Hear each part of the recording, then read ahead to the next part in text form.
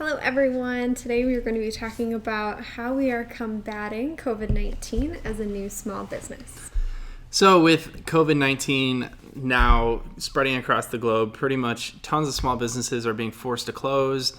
Around our area, the only thing that's really open are food businesses, other essential to life businesses, I guess banks and a few other things. And that's if they're offering for you to be able to come inside the building. Even now, a lot of restaurants are deciding to close for a few weeks. And the longer that we're kind of into COVID-19 here, the more that our open date is getting pushed back. So we closed on March 22nd.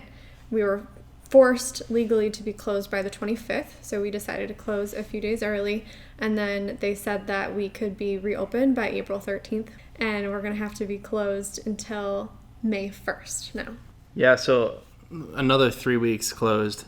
But it's for the best. It's best to stay safe and stay clean. I mean, the virus is clearly still spreading, and I guess none of us really know exactly when that's going to stop, so it's best to just follow CDC guidelines and the regulations that your city puts out. So upon having to close our business, the first thing we did was quickly shift to online sales. We've had a website since we started our business, and we always wanted to put our products online, but we never actually did it until this kind of kicked us into action and forced us to do it. So now we've got 200 or 300 products on our website, and we're continuously adding, and we're offering shipping and free in-town delivery.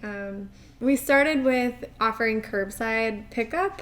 As long as you wear your gloves and mask, it was okay for stores to do that. But since, the extension of the close down, we have decided to no longer offer curbside pickup and only do free in-town delivery and shipping other than that. What's good about the free in-town delivery is, number one, it's free for the customer, but number two, it prevents us from having to go into the post office. That's less contact between us and a postal worker.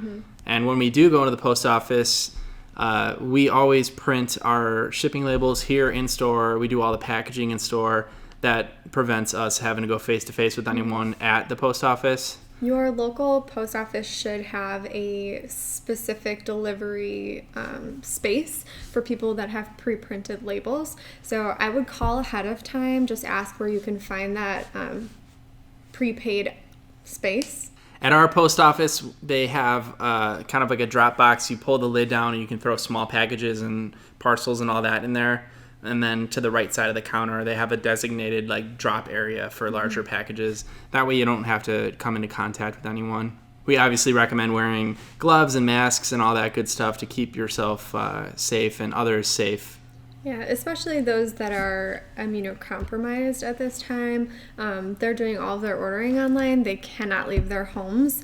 They're not as fortunate where they feel maybe insecure to leave. And so they are relying on the small businesses that are offering these free in-town deliveries to make sure that they're following every single step that's being provided by CDC to clean and protect the customer. So yeah. One huge thing that you can do as a small business is go ahead and look into your local grants or loans. You can contact your bank that you already work with and ask if they have any sort of promotions happening, any type of loans that are for small businesses at this time that already are working with them. I would also contact, if you have someone like the Downtown Development Authority that we have here.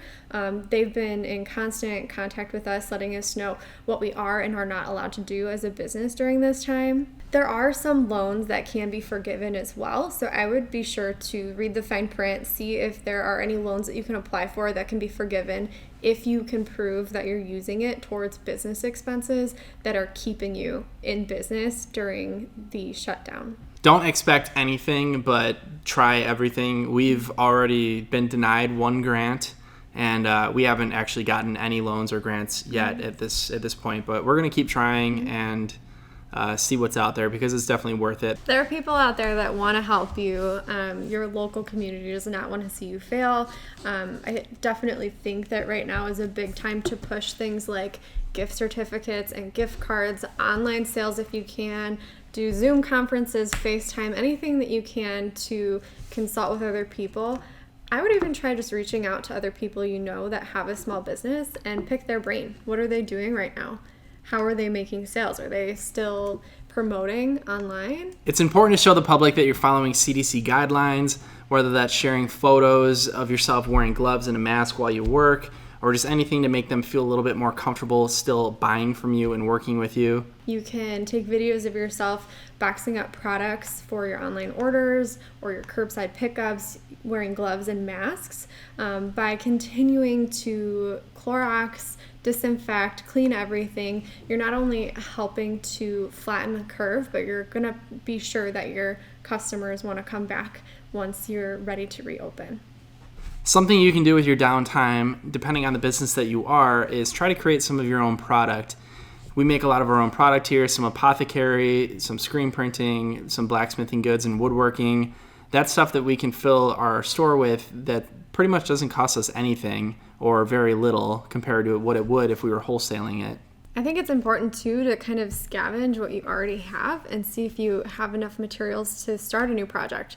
We're going to be posting a video on something that we made in our store to help our aesthetic while we're closed using items that we already own. Exactly. Upgrading displays, whether that's a window display or shelving units or just risers for the top of your display tables, anything little like that is just going to help sell product when you're able to be open again once this is all over.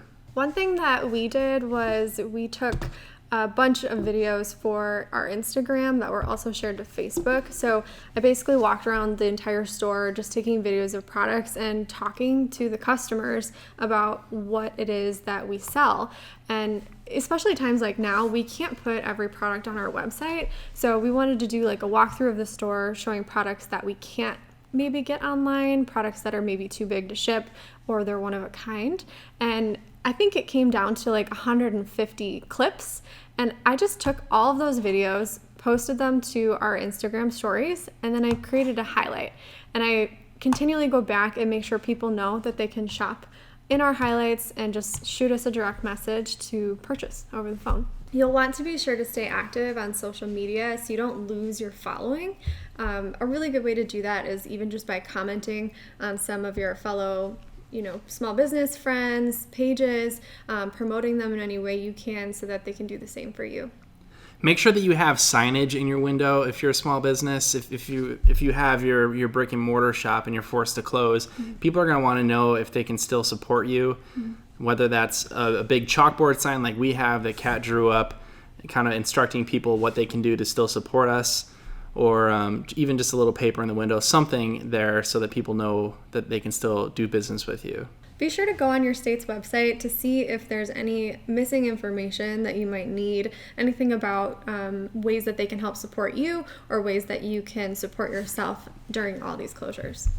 Well, thank you all so much for watching. This has just been a short video going over some of the methods that we're taking to combat COVID-19 as a small business. Please drop some comments down below if you have any other tips and tricks you want to share. Let's go ahead and start a feed down there. We can kind of all help each other get through this together, and hopefully it'll all blow over fast. Don't forget to like and subscribe. You can follow us on Instagram and Facebook at West Bay Handmade for more.